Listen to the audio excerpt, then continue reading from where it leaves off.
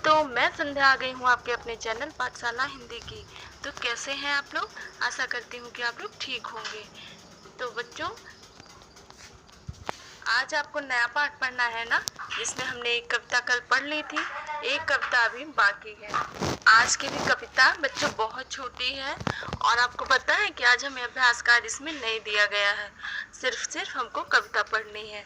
तो कल हमने पढ़ लिया था एक कविता ना, काले मेघा पानी दे। आज हमको पढ़ना है सावन का गीत। सावन पता है आपको क्या होता है?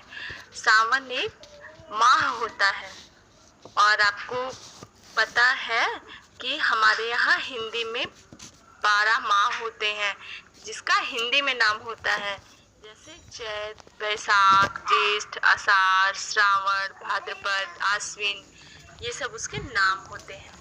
तो आपको अभी तो नहीं पता होगा, लेकिन आपको पता होना चाहिए। तो इन्हीं मास में से एक है ना श्रावण। तो सावन के महीने में क्या होता है? सावन के महीने में बारिश होती है और बहुत बहुत हरियाली रहती है और मौसम भी बहुत अच्छा रहता है। होने की वजह से उसे बहुत ही अच्छा माह माना जाता है।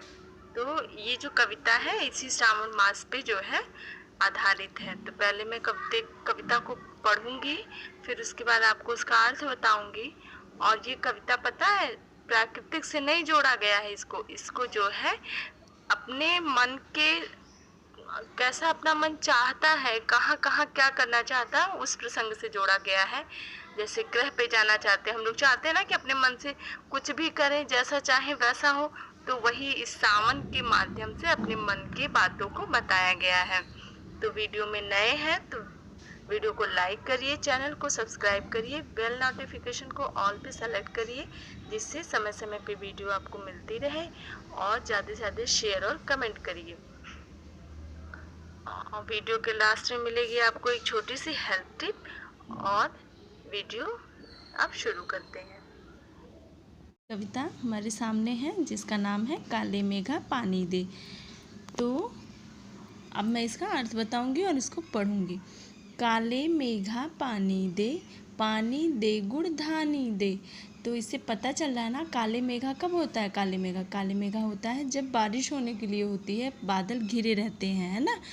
तो कहते हैं बच्चे कि काले मेघा पानी दे, काले मेघ पानी बरसो, पानी दे यानी पानी बरसो, गुड़ धानी दे। गुड़ धानी क्या होता है? गुड़ धानी होता है, गुड़ समझते हो, जो मीठा गुड़ होता है, तो वही गुड़ से बनी हुई लड्डू को गुड़ धानी कहते हैं।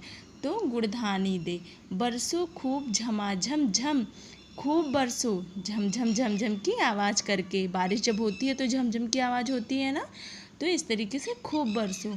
नाचे मोर छमा छम छम, जब बारिश का टाइम हो जाता है, आपने देखा ना कितना अच्छा मौसम हो जाता है, तो मोर को नाचने दो छमा छम छम। खेतों में खलिहानों तक, पर्वत से मैदानों तक। तुम्हें कहाँ तक बरसना है बारिश? खेतों से, खेत से लेकर के खलिहान तक। खलिहान क्या होता है? खलिहान होता है जहाँ पे अनाज के ढेर को इकट्ठा किया जाता है, जहाँ पे अनाज की रोपाई होती है, जहाँ से अनाज निकाले जाते हैं। तो खेत से लेकर के खलिहानों तक बरसो, पर्वत से लेकर के मैदान तक बरसो, ऊंचे ऊंचे पर्वतों पर भी बरसो, वहाँ से लेकर के खाली मैदान जहाँ है वहाँ तक बरसो। धरती को रंग दो धानी दे, धरती को रंग धानी दे। अच्छा, जब बारिश होती है तो पेड़ पौधे जो सूखे रहते हैं वो फिर हरे हो जाते हैं ना कुछ दिन बाद। तो कहते हैं बच्चे कि धरती को हरे रंग से रंग दो। काले मेघा पानी दे, ए काले मेघ, ए काले बादल तुम पानी बरसो। भर दे सारे ताल तलैया, गए सब मिल छमक छैया। भर दे सारे ताल तलैया। ताल तलैया क्या होता है? जो छोटे छोटे तालाब होते हैं ना, छोटे बड़े, वो सब भर दे। हम सब मिल कर के गाएं छमक छैया, हमको नई कहानी दे, सबको दाना पानी दे। तो बच्चे कहते हैं कि हमको एक अच्छी सी कहानी दे, तुम बरसोगे तो ही हम देख कर के एक कहानी बना पाएंगे ना, तो हमको एक कहानी दे, सबको दाना पानी दे। और पानी बरसोगे तो ही दाना निकले। दाना पानी मतलब अनाज निकलेगा, सबको खाने पीने के लिए अनाज दो। पानी दे जिंदगानी दे, काले मेघा पानी दे। कभी कभी ऐसा होता है ना बच्चों कि पानी नहीं बरसता है तो बहुत उमस होने लगती है, बहुत घबराहट होने लगती है ना। बारिश नहीं होगा तो पेड़ पौधे कैसे जीवित रहेंगे, खेतों में अनाज कैसे होंगे। तो हर चीज़ हमारे प्रकृति के द्वारा दी गई ज़रूरी है हमारे लिए ना, उससे हमें ज़िंदगी मिलती है। तो बच्चे खुश हो गए हैं बारिश के होने से, तो वो यही कहते हैं कि पानी दे जिंदगानी दे। तो हर चीज़ ज़रूरत है ना, ज़रूरी है ना, इसलिए वो ज़िंदगी है हमारी। बारिश, गर्मी, सर्दी, धूप, हवा, ये सब हमारी जीवन से जुड़े हुए हैं ना, तो इसलिए हमें ये बहुत ज़रूरी है। काले मेघा पानी दे, हे काले बादल पानी दो। अब हमारा इसी पाठ से दूसरी कविता है सावन का गीत। जैसा कि हमने आपको बताया ना, सावन एक महीना होता है।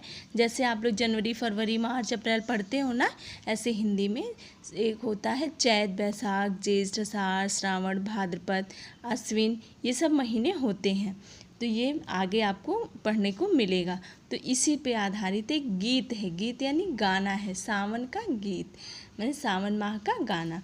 सावन का झूला इस बार इतना बड़ा डालना। कवि कहता है कि सावन के महीने में झूला पड़ता है ना गांव में, तो इस बार इस तरीके इतना बड़ा डालना जिसमें समा जाए संसार, जिसमें यह पूरा संसार आ जाए। इतना बड़ा झूला डालना जिसमें सारा संसार समा जाए। उस डाली पर जो फैली है आसमान के पार। तो कवि कहता है कि झूला कहाँ डालना है, उस डाली पे डालना जो इस आसमान के बड़े से क्षेत्रफल में फैली हुई है, बड़े से, हाँ, उस रस्सी पर डालना, ठीक है। उससे क्या होगा, उस रस्सी का कोई न जिसका पारावार, पारावार मतलब जिसका अंत ना हो, जिसका अंत ना हो। आसमान के पार, आसमान के उस पार डालो उस रस्सी का जिसका कोई पारा, जो ऐसी रस्सी पे डालो जिसका कोई अंत ही ना हो। एक पेंग में मंगल ग्रह के द्वार। पेंग मतलब समझते हैं अब, होता है झूला ऐसे होता है, ये ऐसे ऐसे होता है ना। तो इस पे एक आदमी बैठता है, ठीक है, और एक इधर से दबाव डालते हैं तो एक बार झूला इधर जाता है, एक बार झूला इधर जाता है। तो जो इधर से दबाव बनाते हैं तो इधर जाता है, और इधर से दबाव बनाते हैं तो इधर जाता है। तो इसे हम क्या कहते हैं, पेंग कहते हैं। तो कवि कह रहा है कि एक पेंग में, मतलब एक पेंग में ऐसा पेंग लगाओ कि मंगल ग्रह के द्वार, जो अंतरिक्ष में मंगल ग्रह के पास पहुंच जाए, और दूसरे एकदम से अंतरिक्ष के पार। और दूसरा पेंग जब मारो तो वह अंतरिक्ष के पार चले जाओ। तो है ना, ये हमारे प्रकृति से नहीं, हमारे मन की मनोभावों से ये कविता जुड़ी हुई है कि हम क्या चाहते हैं। सावन में इस बार झूला कैसे डालना है, जो हमारे इस संसार के आसमान में उस रस्सी से लगाना है जिसका कोई अंत ना हो, और उस पे अगर झूला झूलेंगे तो हम मंगल ग्रह तक जाएं, अंतरिक्ष तक जाएं, जिसका कोई अंत ना हो। तो कविता बहुत ही अच्छी लगी हमें।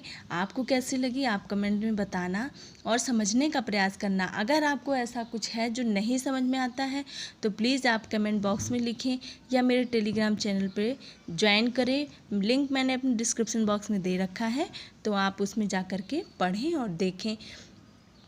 यह आपको सल्यूशन नहीं मिलेगा, तो आप प्लीज़ इसे पढ़िएगा और इसे समझने का प्रयास करिएगा, ठीक है।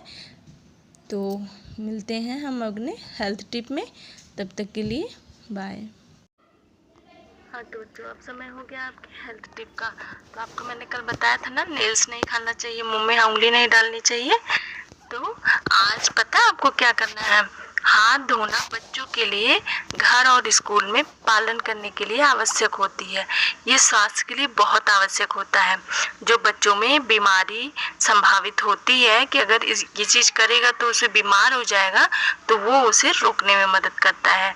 बच्चों को खाना खाने से पहले और बाद में बाथरूम का उपयोग करके और अपने हाथों को अच्छी तरीके से धोना आना चाहिए। और उन्हें एंटीबैक्टीरियल वाइप्स का इस्तेमाल करना चाहिए, जिससे उनके हाथ हमेशा साफ सुथरे रहें। कभी भी कुछ भी खाएं, आप छोटे बच्चे हो तो आप कभी भी कुछ भी खाते हो, तो इसलिए आपका हाथ अगर साफ रहेगा तो बैक्टीरिया आपके हाथों में नहीं आएंगे और आपके पेट भी सही रहेगा। तो इस तरीके से हमें अपने हाथों को अच्छे से धुलना चाहिए, ठीक है। और वीडियो देखने के लिए बहुत बहुत धन्यवाद और चैनल पे बने रहने के लिए आपका बहुत बहुत आभार। तो मिलते हैं अगले वीडियो में। बाय बच्चों।